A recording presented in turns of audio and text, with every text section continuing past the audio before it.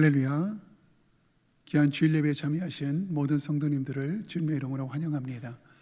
이 시간에 우리 마음을 정돈하시고 다 같이 일어나셔서 기도하심으로 2026년 5월 10일 주일 예배를 하나님 앞에 올려드리겠습니다.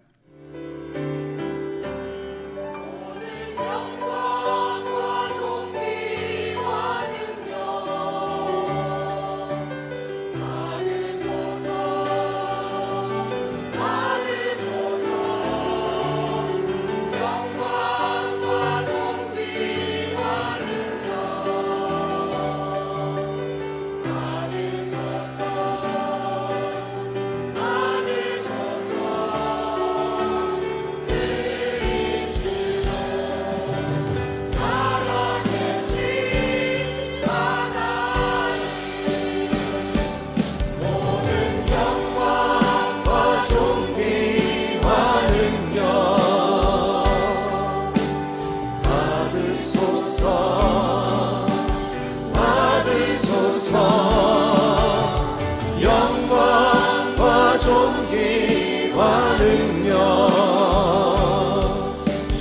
받으소서 받으소서. 그리스도 살아계신 하나님. 여호와께서 다스리시니 만민이 떨 것이요 여호와께서 그룹 사이에 자정하시니 땅이 흔들릴 것이로다. 시온에 계시는 여호와는 위대하시고 모든 민족보다 높으시도다. 주의 크고 두려운 이름을 찬송할지니 그는 거룩하심이로다. 거룩하신 하나님, 존귀하신 하나님, 하나님의 자녀들이 신령과 진정으로 하나님을 예배합니다. 하나님 홀로 영광 받아 주시고 하나님 홀로 찬양받아 주옵소서. 하늘 문을 활짝 여셔서 하늘의 영광을 목도하게 하여 주시고 하늘의 풍성한 은혜와 사랑을 경험하는 귀한 시간 되어줄 수 있도록 함께하여 주옵소서. 감사하며 우리 구주 예수 그리스도의 이름으로 기도드리옵나이다. 아멘.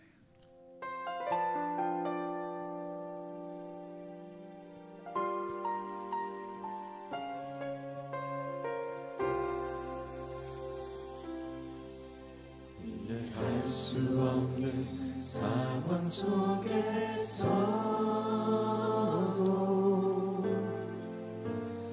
단단히 신뢰합니다. 보이지 않고 들리지 않아도 견디고 견딥니다. 이해할 수 없는 상황 속에서도 단단히 신뢰합니다. 보이지 않고 들리지 않아도 견디고 견딥니다. 당신의 선하심 언제나 선하심 변치 않는 그 사랑을 나 노래합니다. 오늘도 아름답고 견고하게 세워주시는 그 이름 바라봅니다.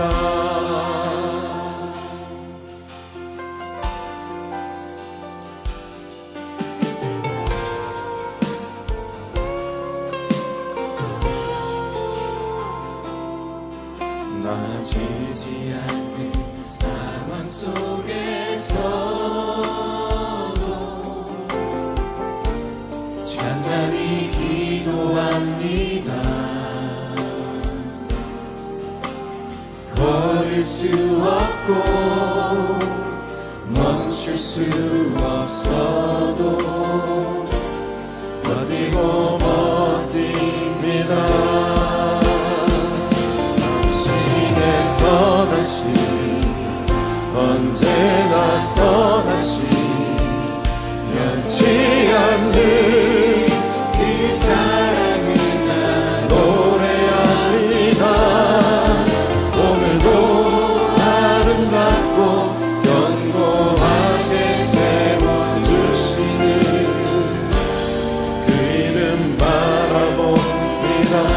당신의 선하심 당신의 선하심 언제나 선하심 그 사랑을 난 노래합니다. 오늘도 아름답고 견고하게 세워주시는 그 이름 바라봅니다. 내 길을 주께 맡기고 의지할 때 그가 함께 성을 이루시니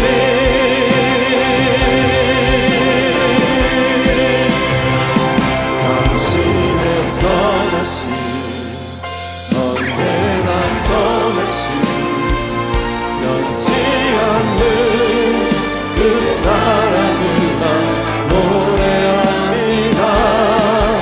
오늘도 아름답고 견고하게 세워주시는 그 이름 바라봅니다. 오늘도 아름답고 견고하게 세워주시는 그 이름 바라봅니다. 오늘도 아름답고 오늘도 아름답고 견고하게 세워주시는 그 이름 바라봅니다.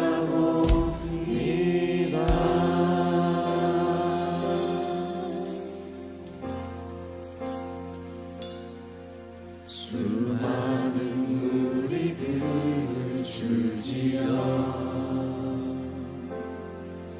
그분을 보기 위해 따르네. 평범한 목소리신 그분 앞에 모든 무릎이 꿇어 경배하네. 모든 문제들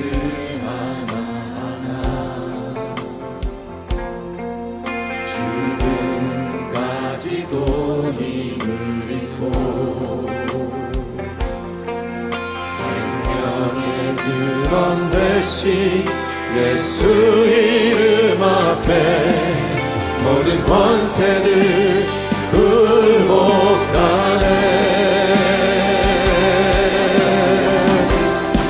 예수 이름 높이세 예수 이름 높이세 능력의 그 이름 예수 이름 높이세 구원의 그 이름 예수 이름을 부르는 자 예수 이름을 믿는 자 예수 이름 앞에 나오는 자 복이 있도다.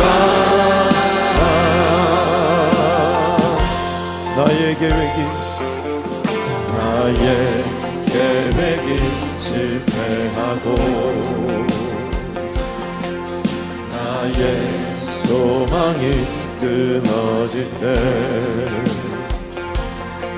삶의 주관자 되신 그분 앞에 나의 무릎을 꿇어 경배하네. 나의 삶을 그분께 맡길 때 비로소 나의 마음 편하네. 구원의 안석 대신 예수의 이름을 소리 높여 찬송하네. 선포합니다. 예수 이름 예수 이름 높이세 능력의 그 이름 예수 이름 높이세 구원의 그 이름 예수 이름을 부르는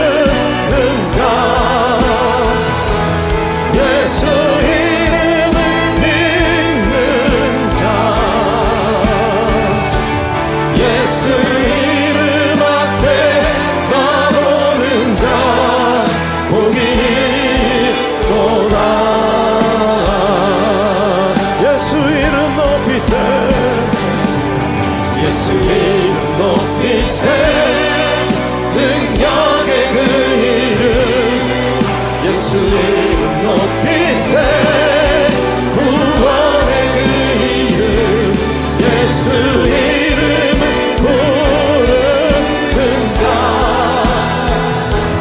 예수 이름을 믿는 자 예수 이름 앞에 나오는 자 복이 있도다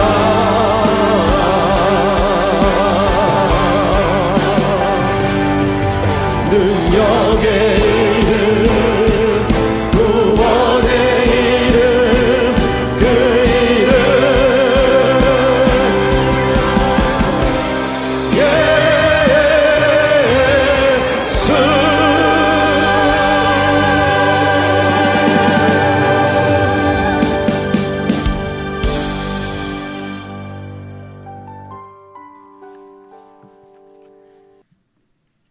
죽을 수밖에 없는 우리를 어둠에서 생명으로 구원해 주시고 아무런 값 없이 우리를 사랑해 주시는 주님, 오늘도 함께 모여 주님을 찬양하며 예배드리게 인도해 주심을 감사드립니다. 주님의 사랑으로 우리를 인도해 주심으로 악한 세상 속에서도 두려움이 엄습해 올 때에도 고요한 평안 가운데 살아갈 수 있음을 고백합니다. 한 주간도 주님보다 세상을 의지하고 나의 뜻대로 살아갔던 죄를 용서하여 주시옵소서. 타락한 이 세상을 허망하게 살아가지 않게 하시사 경기 침체와 전쟁과 인본주의로 흉흉한 이 세대를 주님 불쌍히 여겨주시고 언제 끝날지 모르는 어둠 속에 주님을 믿지 못하는 믿음이 아니라 말씀하신 대로 끝까지 약속을 지키시고 우리를 선한 길로 인도하시는 겨자씨만한 믿음으로 산을 옮기는 역사를 이루어 주시고 힘든 싸움에서 승리를 이루는 맛을 보게 인도하여 주시옵소서. 오늘도 말씀을 선포하시는 담임 목사님께 기름 부어 주시고 주님이 목사님의 가정을 넘치는 은혜로 채워주시며 마르지 않는 은혜의 영성을 주시옵소서. 오늘 예배를 통해 듣는 우리에게 지혜의 영을 부어 주셔서 깨닫게 하시며 우리의 가정과 일터와 이웃에게 주님을 드러내는 삶으로 변화되게 인도하여 주시옵소서. 태초부터 우리 모두를 창조하시고 저희에게 어머니를 주심을 감사합니다. 여기까지 올 수 있게 눈물과 기도로 가정을 지켜오시고 수고하시는 어머니들을 기억하여 주시옵소서. 기도로 자녀를 품어온 모든 어머니들의 눈물을 기억하시고 그 삶의 기쁨과 감사의 열매를 맺게 하여 주시옵소서.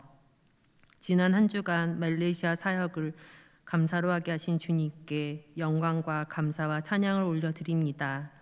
척박한 그 땅에 주님을 사랑하지 않으면 섬길 수 없는 최정길, 이양진 선교사님들을 축복하여 주시고 힘들고 어려울 때 주님을 붙드시는 선교사님들과 함께하여 주시며 그 땅에 복음의 씨앗이 심겨 주님의 나라가 확장되고 그 지역의 원주민들을 친히 주님께서 만나 주셔서 주님의 나라가 확장되게 인도하여 주시옵소서.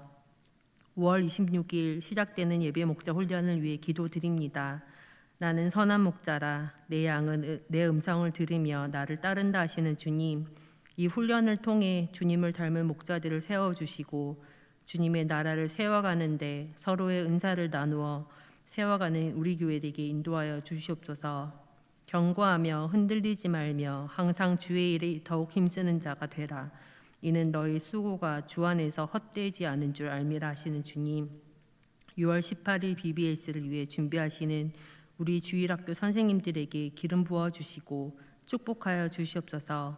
주님을 사랑하며 어린 자녀들을 위해 숨은 곳곳에서 섬기시는 전도사님들과 선생님들을 기억해 주시고 모든 순서 가운데 함께 하셔서 복음의 씨앗이 퍼지는 역사 이루어지게 하여 주시옵소서. 감사의 고백으로 10의 1조로 주님의 경외함으로 주신 것의 일부를 구별하여 드립니다. 주님의 마음에 우리의 것을 드림으로 주님이 차고 넘치게 채워주시는 것도 경험하는 우리 모두 되게 인도하여 주시옵소서. 감사드리며 존귀하신 예수님의 이름으로 기도드립니다. 아멘.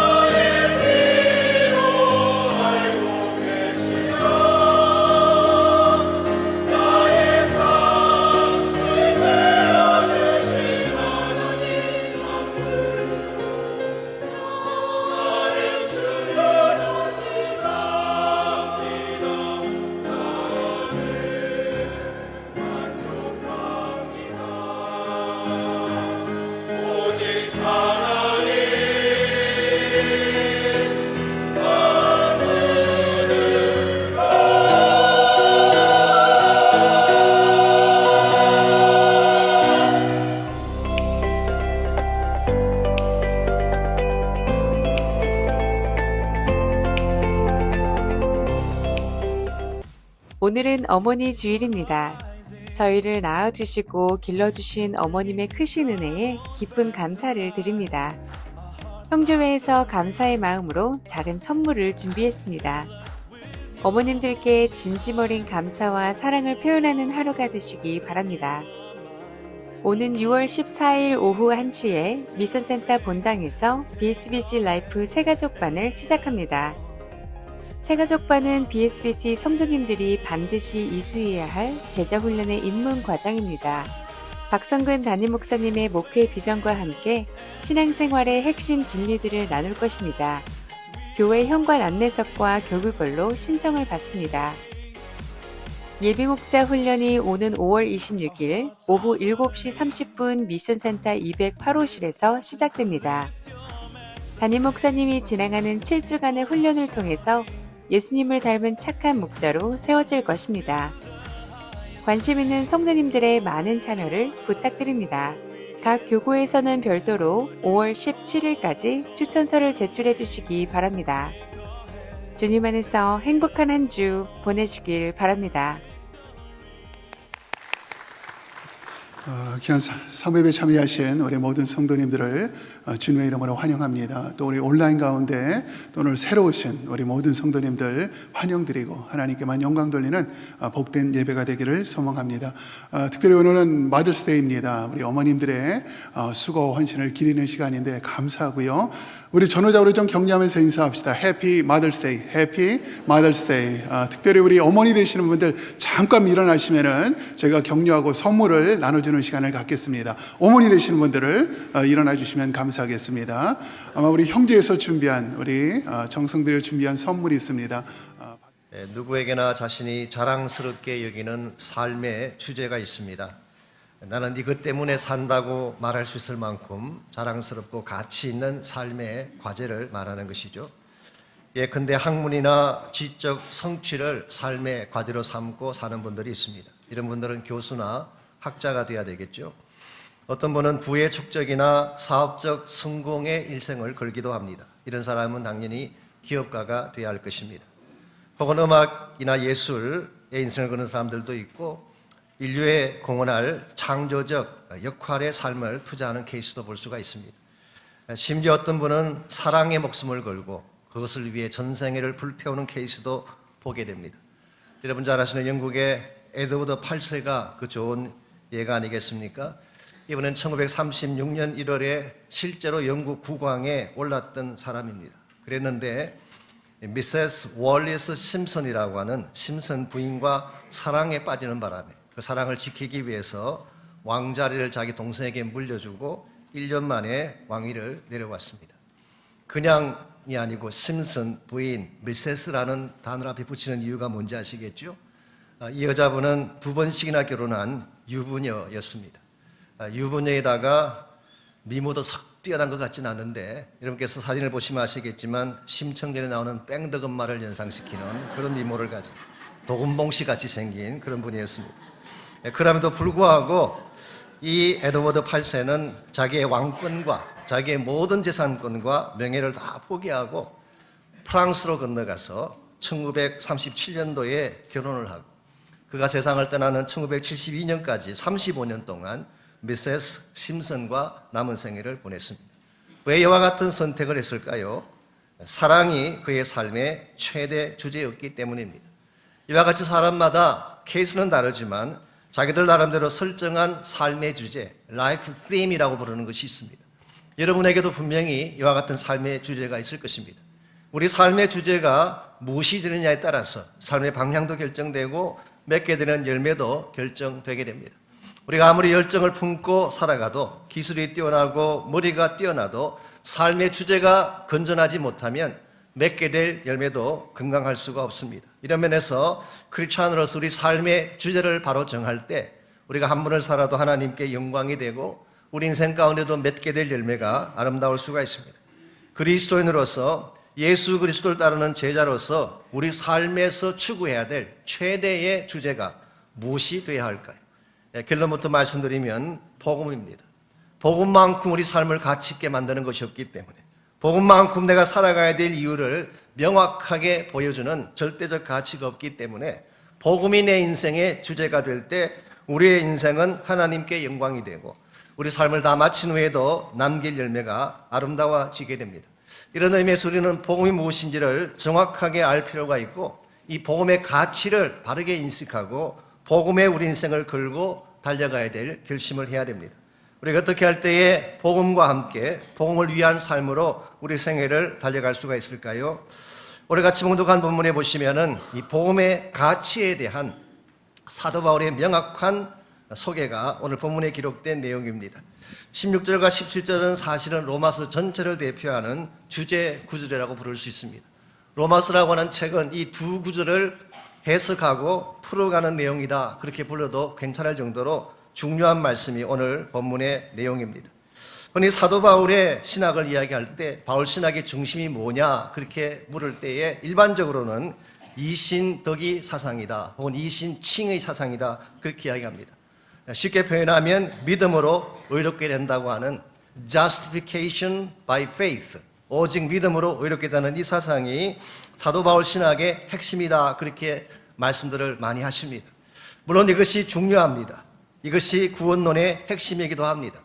우리가 구원받는 것은 율법으로도 아니고 행위로도 아니라 오직 믿음으로 구원받는 것이 맞습니다.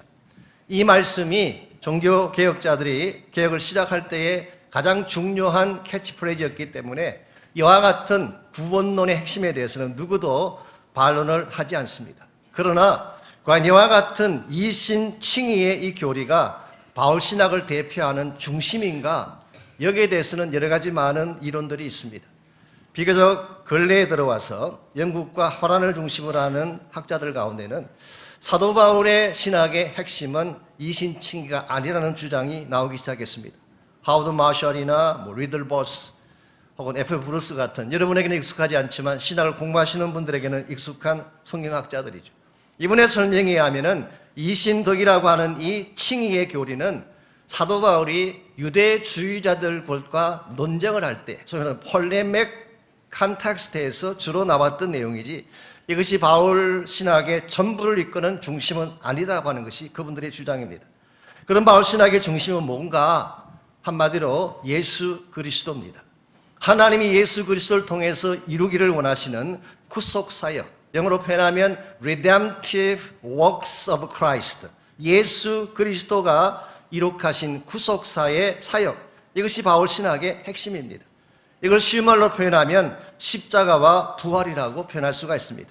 이 두 가지가 사도 바울이 주장했던 바울 신학의 핵심이고 복음의 핵심이고 하나님 구속사의 핵심이기도 합니다. 하나님의 구속 사건은 예수 그리스도께서 오셔서 죽으시고 부활하심으로 클라이맥스를 이루게 되고 앞으로 진행되는 모든 과정도 이것을 성취함으로 말미암아 하나님의 나라를 이루는 것입니다. 그러므로 칭의 교리라고 하는 것은 중요하긴 하지만 이것은 그리스도 구속 사역의 개인적 적용에 불과한 것이지 바울 신학의 전부를 대표할 수는 없습니다. 흔히 영어로 표현할 때 personal appropriation of redemptive history, 하나님의 구속 역사의 개인적 적용을 의미하는 것뿐이다. 이런 측면에서 사도 바울이 전파하고 싶어하는 복음의 핵심 내용은 한 개인의 구원 사건이 아닙니다.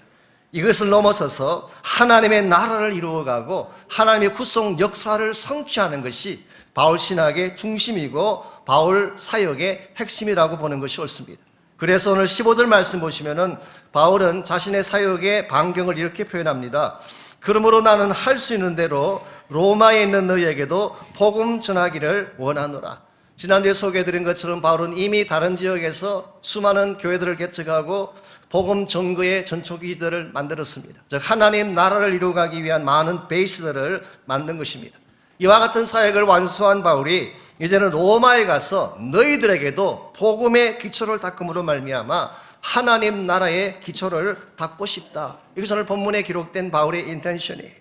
바울은 여기서 끝나지 아니하고 이 로마 사역을 한 후에 로마를 거쳐서 스페인까지 가는 것, 그리고 바울은 스페인을 다녀온 이후에도 거기서 멈추지 아니하고 하나님이 부르시는 그날까지 할 수만 있다면 땅끝까지 나아가서 예수의 복음을 전감으로써 하나님의 나라를 이루는 것, 이것이 사도 바울이 일평생을 달려가야 했던 이유이고 사도 바울 사역과 삶의 핵심 주제라고 부를 수가 있습니다.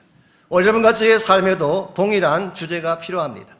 예수 그리스도의 십자가와 부활이라는 복음, 그리고 이 복음을 전파하고 이 복음을 외침으로 말미암아 우리가 가는 곳곳마다 하나님의 나라를 세우고 궁극적으로 하나님의 구속사가 완성되게 하는 것, 이것이 우리 모두가 달려가야 될 삶의 목표이고 우리 삶의 대주제라고 부를 수가 있습니다.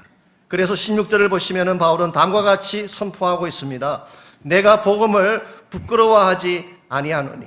바울은 이 복음을 부끄럽게 여기지 않는다, 창피하게 여기지 않는다. I'm not ashamed of the gospel. 복음을 ashame하게, 부끄럽게, 창피하게 느끼지 않고 자랑스럽게 생각한다. 그렇게 선포를 하고 있습니다. 보편적으로 우리가 무엇을 부끄러워할 때는 두 가지 이유 때문입니다. 첫 번째 이유는 자신이 가지고 있는 것이 무가치하다고 느낄 때. 여러분이 가정 배경이든 여러분이 소유한 어떤 것이든 가치 있다고 생각하면 부끄럽게 여기지 않습니다. 그런데 가치가 없다고 생각하면 숨기고 싶고 창피하게 느낄 수가 있는 거죠. 두 번째 경우는 자기 자신에 대한 confidence, 확신이 부족할 때입니다. 요즘 분들은 상상하지 못하겠지만 저희들이 어렸을 때만 해도 학교 갈 때 도시락이 굉장히 중요한 이슈였습니다. 이 도시락에 어떤 반찬을 가지고 가느냐. 만일 어떤 학생이 도시락에 계란 후라이를 가지고 왔다, 혹은 계란 말이를 가지고 왔다, 그러면 그 학생의 집은 부자입니다. 이 학생은 도시락 펴기를 자랑스러워합니다. 자신 있게 펼치고 많은 동료들이 거기 곁에 모여들어요. 한 점 얻어 먹으려고. 그러니까 도시락에 본인이 가치 있다고 느끼는 계란 후라이가 있기 때문에. 저희 집은 그렇지가 못했어요. 우리 어머니께서 주로 된장독에서 끄집어낸 장아찌 몇 조각 이렇게 썰어 주셨기 때문에. 그러다 보니까 도시락이 자랑스러울 수가 없죠. 제가 지금 생각해 보니까 계란 후라이보다 장아찌가 훨씬 더 건강식품인데, 우리 어머니 늘 말씀하시듯이 작은 양으로 많은 밥을 먹을 수 있는 것이 얼마나 경제적 효율성이 높으냐, 장아찌가 얼마나 귀한 것인데, 그 당시 제가 그 가치를 몰랐기 때문에 창피하게 여기고 부끄럽게 여겼던 것이죠. 오늘 여러분께서 무엇을 가지셨든지 그 가치를 알고 나면 자랑스러워할 수가 있습니다. 근데 가치를 모르면, 혹은 가치가 없다고 생각하면 부끄러워하고 숨기게 되는 것이죠. 오늘 본문에서 바울이 표현한 것이 바로 이것입니다. 사도 바울이 처음에는 복음을 잘 몰랐기 때문에 복음에 대해서 부끄러워했습니다. 왜 바울이 복음을 부끄러워했을까요? 복음의 핵심 내용이 십자가에 달리신 그리스도이기 때문에. Crucified Messiah.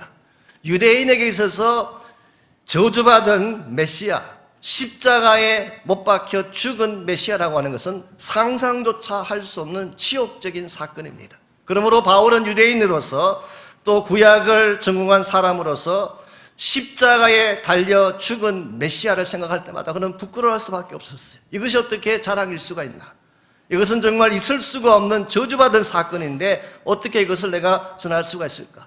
이와 같이 그런 십자가를 몰랐을 때에 십자가를 부끄러워하고 십자가에 달리신 예수 그리스도를 창피하게 여겼는지 모르지만, 이 바울이 다메섹 도상에서 예수님 만난 이후에 십자가 무엇인지를 정확하게 알고 난 후에 그의 일생의 최대 자랑이 십자가가 됐어요.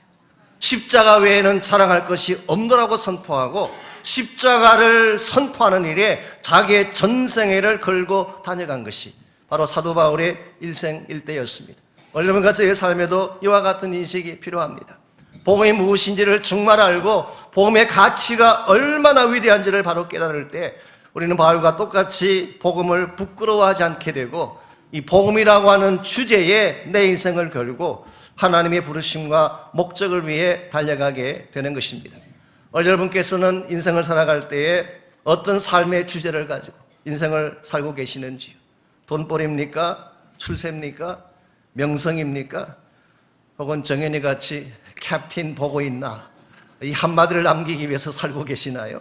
이와 같은 것들도 가치가 없는 것은 아니지만 이것은 절대적 가치는 아닙니다. 저는 여러분 한 분 한 분이 복음의 인생을 거시기를 축원합니다. 복음이 내 삶의 라이프 팀이 될 때, 그때 여러분의 인생은 가치 있고 보람 있고 하나님이 가장 기뻐 받으실 만한 열매가 맺히는 것입니다. 그렇다면 왜 이 복음이 이처럼 자랑스러워할 만큼 가치가 있는 것일까요? 오늘 본문에 보시게 되면 사도 바울이 복음을 부끄러워하지 않았던 세 가지 이유가 오늘 본문에 기록되어 있습니다. 복음을 자랑스럽게 생각하는 첫 번째 이유는 복음이 가진 본성 때문입니다. 이 복음의 nature, 이 복음이라는 단어가 근본적으로 무슨 뜻입니까? good news 아닙니까? 좋은 소식 아니겠습니까?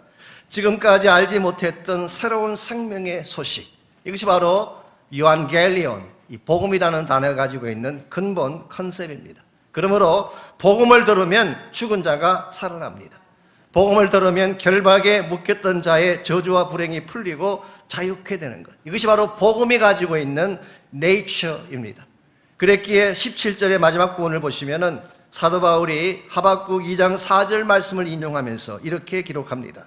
오직 의인은 믿음으로 말미암아 살리라. 이 하박국 2장 4절 말씀이 오늘 본문 외에도 우리 갈라디아서에도 한번 기록이 되어 있고 히브리서에도 한번 기록이 되어 있습니다. 세 차례 신약성경에 기록되어 있는데요. 여기서 강조점이 뭘까요? 오직 의인은 믿음으로 말미암아 살리라. 여기 산다는 말의 의미가 단순히 shall live, 산다, 생활한다, 그런 의미에 불과할까요? 그런 의미보다는 조금 더 깊은 뜻을 가지고 있습니다. 우리 New Living Translation이 이것을 바르게 번역했어요. A righteous person has life, 생명이라고 번역을 했어요.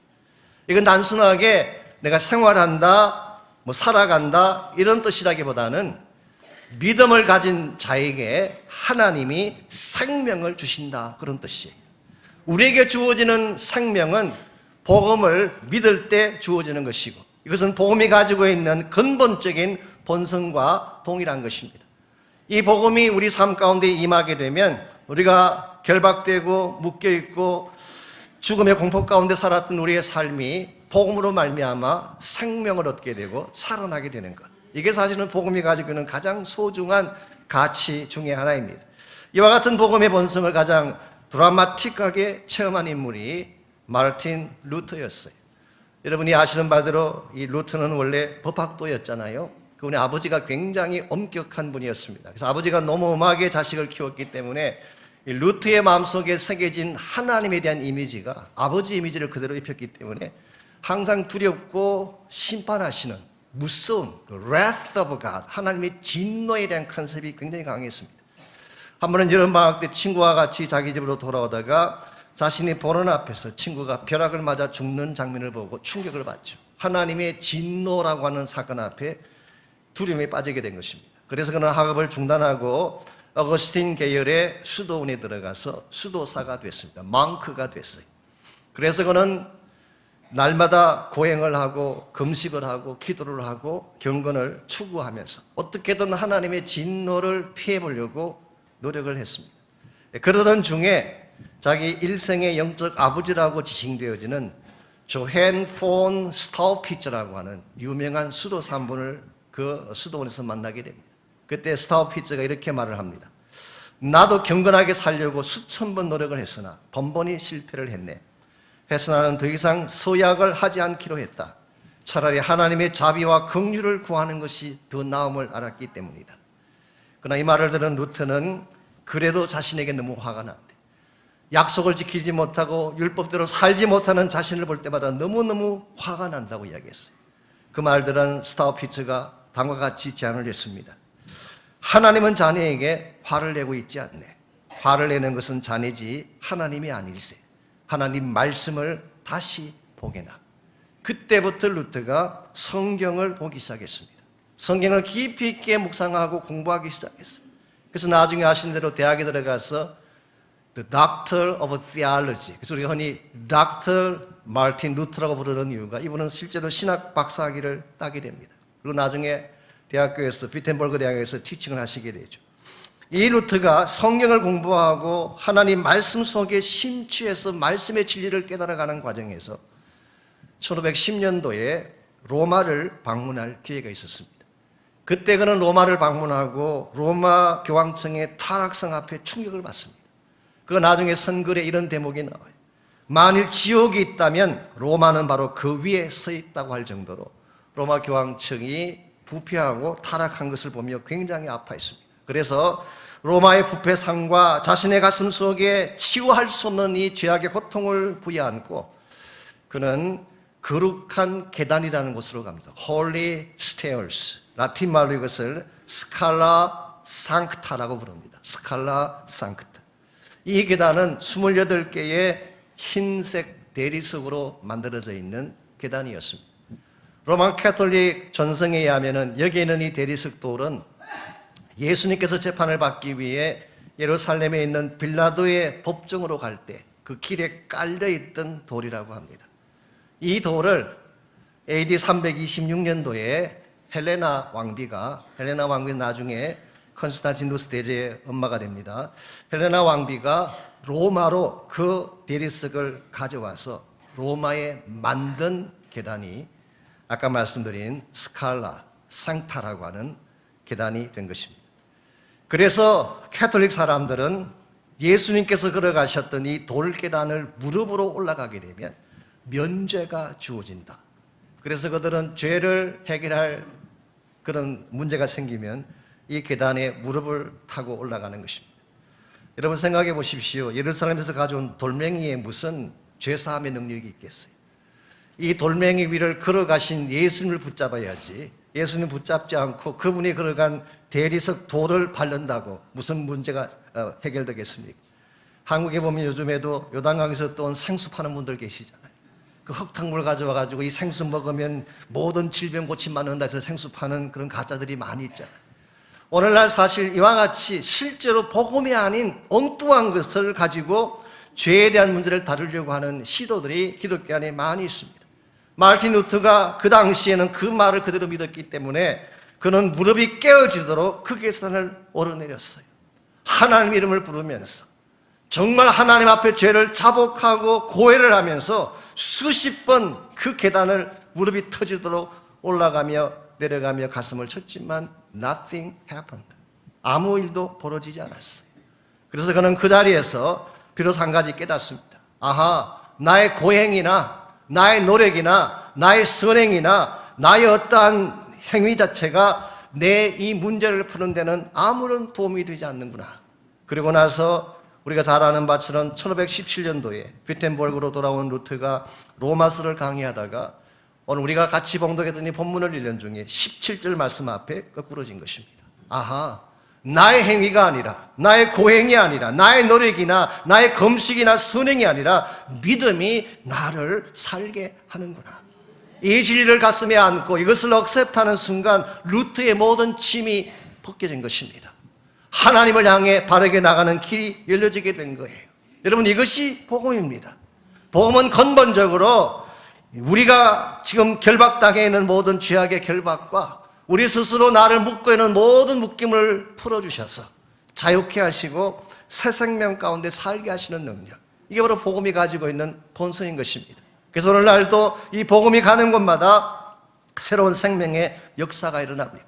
복음이 닿는 곳마다 죽은 자가 살아나게 되고, 복음이 가는 곳마다 어둠의 권세가 떠나가고 새로운 빛이 임하게 되는, 여러분과 제가 이 사실을 바로 알 때에 이 복음을 들고 땅 끝까지 나가게 되는 것입니다. 복음은 부끄러워야 할 어떤 것이 아니라 정말 자랑스럽게 전파해야 될 생명의 메시지입니다. 두 번째로 바울이 복음을 자랑스럽게 여긴 두 번째 이유는 복음이 가진 능력 때문이었습니다. 복음 안에는 하나님의 능력이 있습니다. 16절 말씀 보겠습니다. 이 복음은 모든 믿는 자에게 구원을 주시는 하나님의 능력이 됩니다. 먼저는 유대인에게요, 그리고 헬라인에게로다. 여기 보게 되면 복음이 가지고 있는 두 가지 측면을 읽어볼 수가 있습니다. 복음은 무제한적이면서 동시에 제한적이에요. 무제한적이라는 말의 의미는 누구든지 모든 자, 이 복음은 누구를 가리지 않습니다. 유대인이든 헬라인이든 로마 사람이든 동양인이든 누구든 가리지 아니하고 모든 자에게 구원을 주신다. 이런 면에서는 unlimited, 무제한적인 열림의 사건이 복음 사건입니다.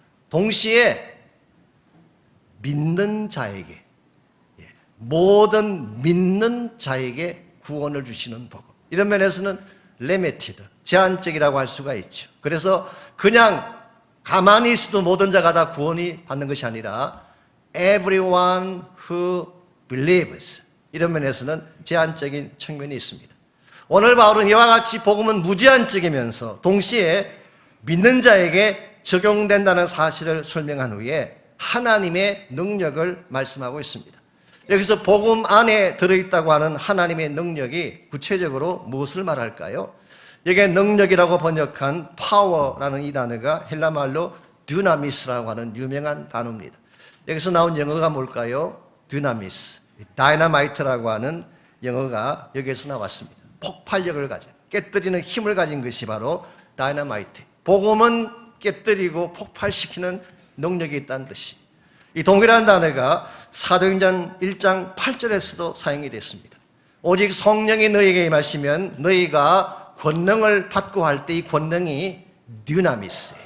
그래서 이 복음은 사람들을 깨뜨리고 변화시키는 능력이 있다. 어떤 완악한 죄인일지라도, 어떤 벌어진 차원의 인생일지라도 이 복음이 들어가게 되면 속심령을 깨뜨리고 변화시켜서 새롭게 만드는 힘, 이게 복음 속에 담겨져 있는 파워라고 말할 수 있습니다. 이 능력이 삭개오를 변화시킨 것입니다. 그야말로 세리장으로서 착복하고 민족의 피를 빨아먹고 살아갔던 가장 치사하고 더러운 삭개오의 심령을 변화시킨 것은 복음의 주인이신 예수님이었어요. 7 귀신 들렸던 막달라 마리아를 새 사람 되게 만든 능력도 복음의 능력이었습니다. 어느 누구도 케어할 수 없을 정도로 망가질 대로 망가지고 버려진 한 여인을 다시 새롭게 살 수 있도록 변화를 준 능력이 바로 복음의 주인이신 예수님께서 주신 능력이었어요. 무엇보다도 지금 이 편지를 적고 있는 바울 자신을 변화시킨 능력이 복음의 파워였습니다. 우리가 아는 바처럼 바울은 처음부터 예수 믿는 사람이 아니었습니다.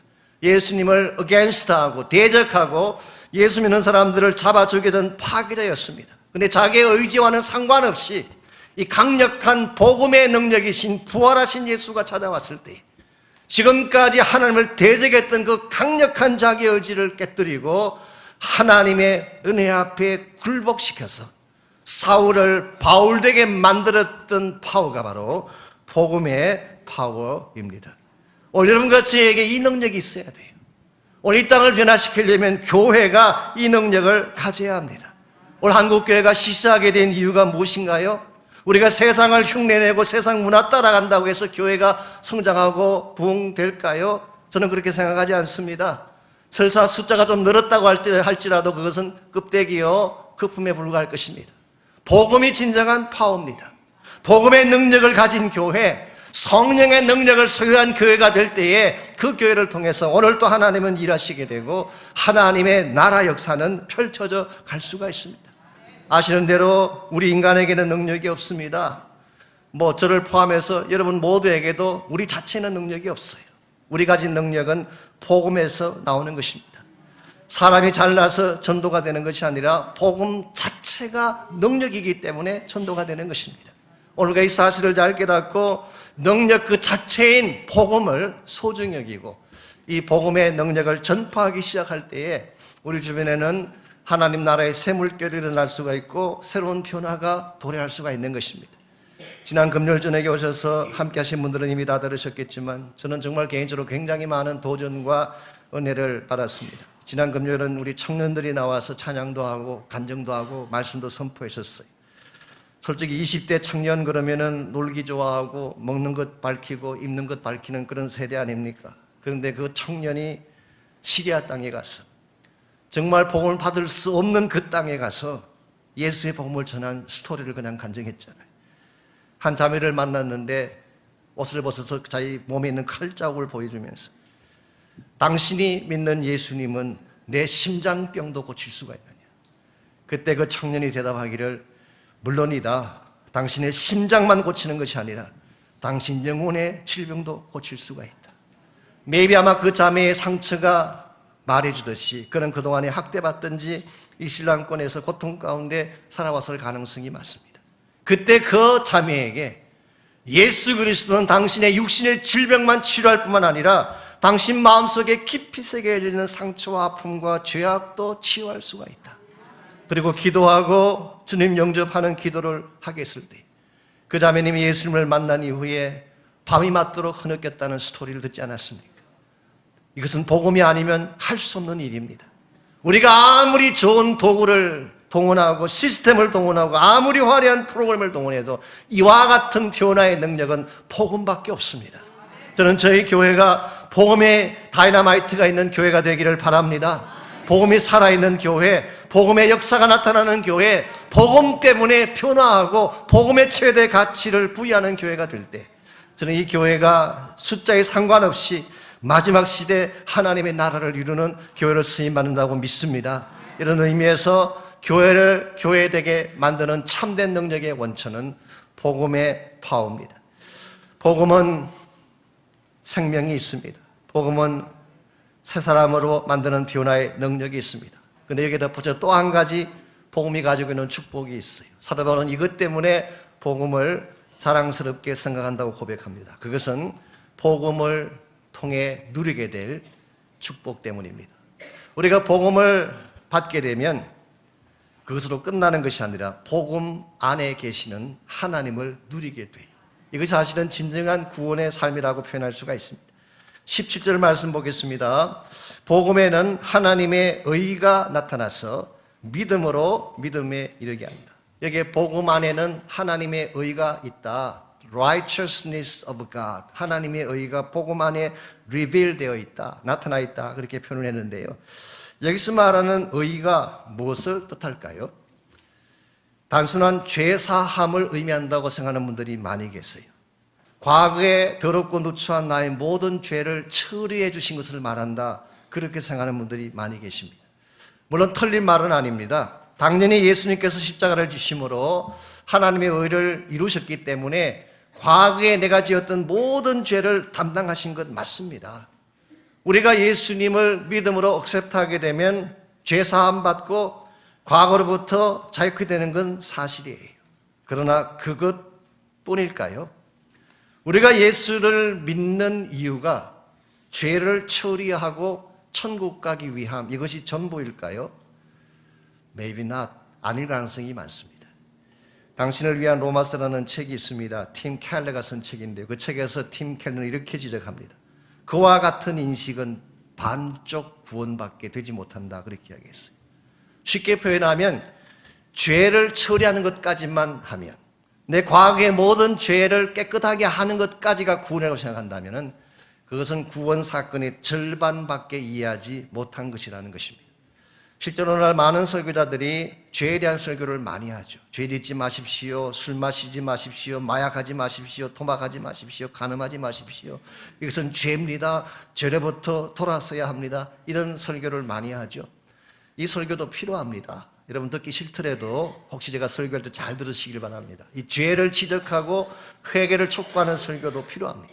그런데 만일의 설교자가 죄를 돌이키라는 설교만 하고 거기까지만 하고 멈춘다면 이것은 반쪽밖에 말하지 않은 것입니다.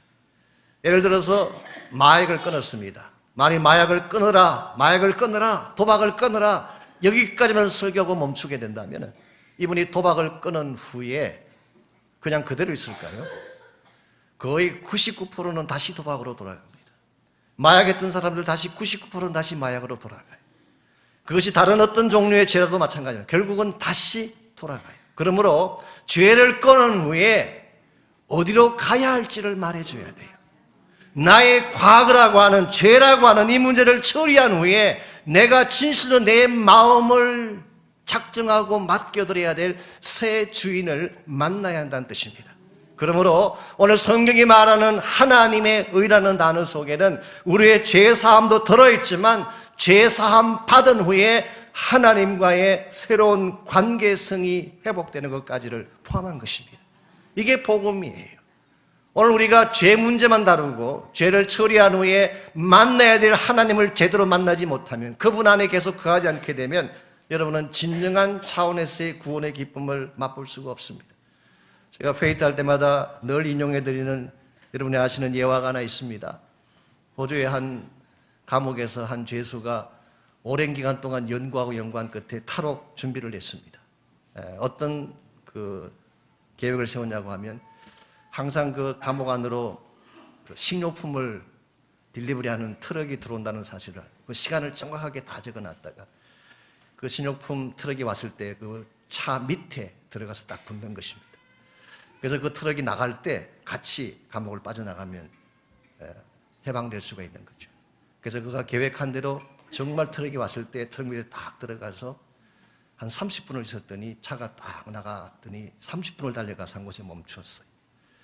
이제 30분 정도 왔으니까 괜찮겠거니 그러고 트럭에서 나왔더니 두 가지 소식이 기다리고 있었습니다. 첫째는 good news, 두 번째는 bad news. good news는 드디어 감옥을 나온 것입니다.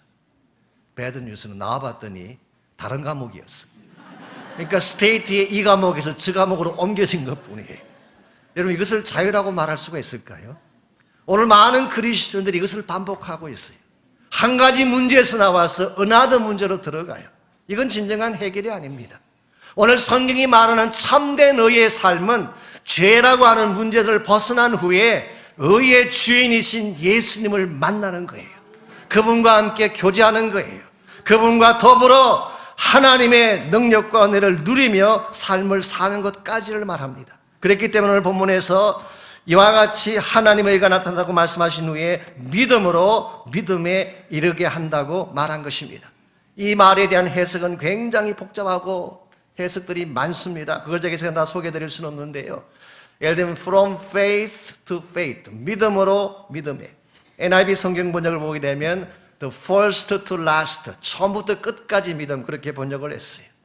혹은 우리 제임스 보이스라는 박사님이 계십니다. 우리 서든 샘에서 가르치셨던 그분은 낮은 믿음에서 높은 믿음으로. 성 어거스틴은 고백하는 믿음에서 순종하는 믿음으로, 존 켈빈 같은 분은 복음을 받는 믿음에서 의를 소유하는 믿음으로, 복음을 받는 믿음을 initial faith라고 불렀고 의를 받는 믿음을 growing faith라고 불렀어요. 사실은 굉장히 다양하고 많은 해석들이 있습니다만 이 모든 해석에 한 가지 공통점이 있어요. 오늘 사도 바울이 말하는 믿음은 정체된 도식이 아니라는 것입니다. 스테이릭 포뮬라가 아니에요. 오늘 많은 사람들이 믿음을 그렇게 이해하세요. 무엇 따라서 하고 이렇게 영접기도 하고 한마디 하면 You are saved, 구원받았다. 이제 당신 뭐라든 천국 가게 된다. 그리고 사인하면 된 것입니까? 이건 굉장히 단편적이고 위험할 뿐만 아니라 오늘 본문의 말씀과도 차이가 많습니다.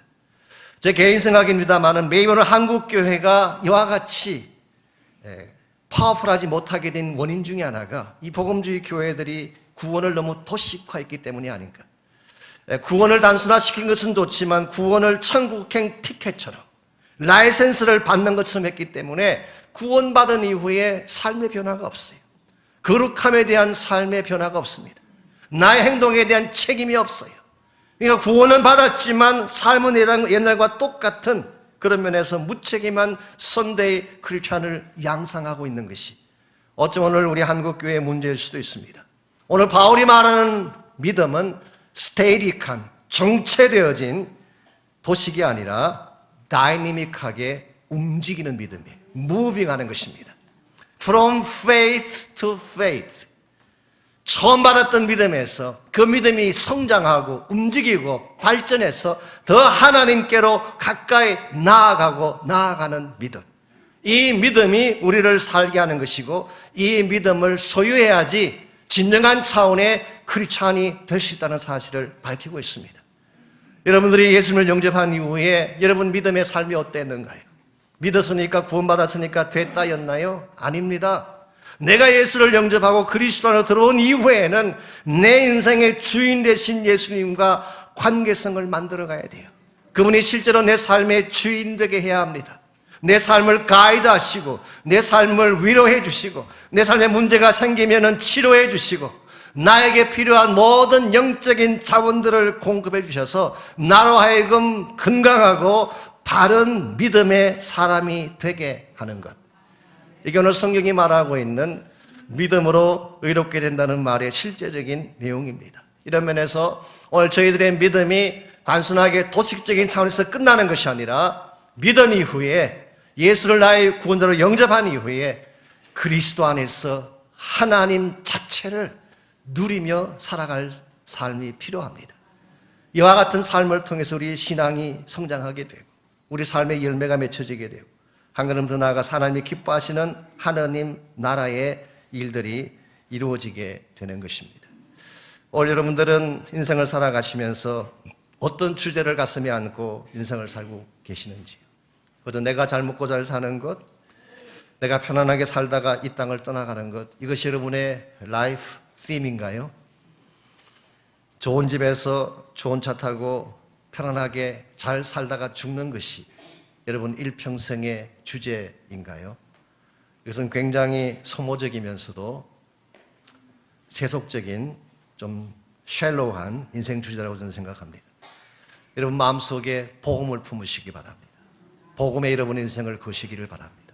그리고 여러분이 무슨 일을 하시든지 직장을 다니시든 사업을 하시든 티칭을 하시든 무슨 일을 하든지 복음이 여러분 삶의 메인 팀이 되게 하셔서 복음과 함께 달려가시기를 바랍니다. 그때 여러분의 인생에 진정한 열매가 맺히기 시작하고 하나님이 기뻐하시는 존귀한 역사들이 일어남을 볼 수가 있을 것입니다.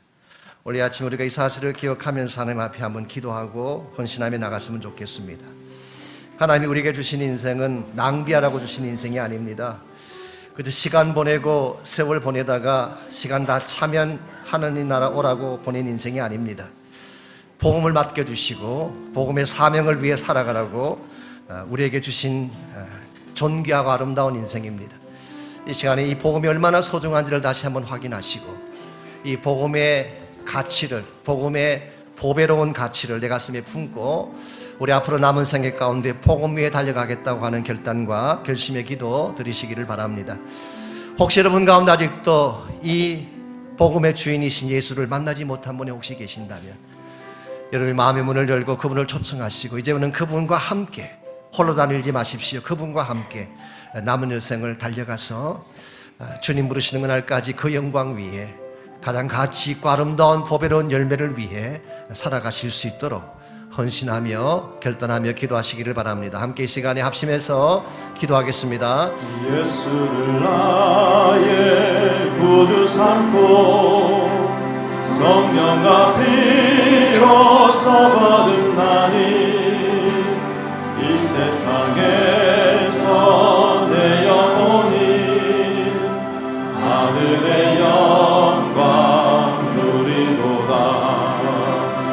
이것이 나의 간증이요 이것이 나의 찬송일세. 나 사는 동안 끊임없이 구주를 찬송하리로다. 온전히 주께 맡긴 내 영 사랑의 음성을 듣는 중에 천사들 왕래하는 것과 하늘의 영광 보리로다. 다 일어나서 함께 찬양합니다. 이것이 나의 간증이요 이것이 나의 찬송일세. 나 사는 동안 끊임없이 구주를 찬송하리로다. 주 안에 기쁨 누림으로 마음의 풍랑이 잔잔하니 세상과 나는 간 곳 없고 구속한 주만 보이도다. 이것이 나의 간증이요 이것이 나의 찬송일세. 나 사는 동안 끊임없이 구주를 찬송하리로다. 이것이 나의 간증이요 이것이 나의 찬송일세. 나 사는 동안 끊임없이 구주를 찬송하리로다. 하나님 감사합니다. 우리에게 복음의 축복을 허락해 주셔서 예수님 때문에 구원받게 하시고 그분의 영광과 임재와 능력 가운데 살 수 있도록 우리를 축복하신 것 감사합니다. 우리 일평생 복음이 우리 삶의 최대 자랑이 되게 하시고 복음이 내가 살아가야 될 이유가 되게 하시고 내 인생의 라이프 팀이 되게 해주셔서 주 예수 오시는 그날까지 이 복음 향해 달려나아가는 우리 모두 되게 하여 주시옵소서. 이제는 우리 구주 예수 그리스도의 은혜와 하나님 아버지의 무한하신 사랑과 성령님의 충만한 능력의 임재하심이 오늘 주 앞에 나와 찬양하고 예배하고 돌아가는 모든 사랑하는 주의 백성 한 분 한 분에게 그들의 가정과 삶의 터전과 자녀들과 자손들 위해 이제로부터 항상 함께하여 주시기를 우리 주님 예수님의 이름으로 간절히 축원하옵나이다. 아멘.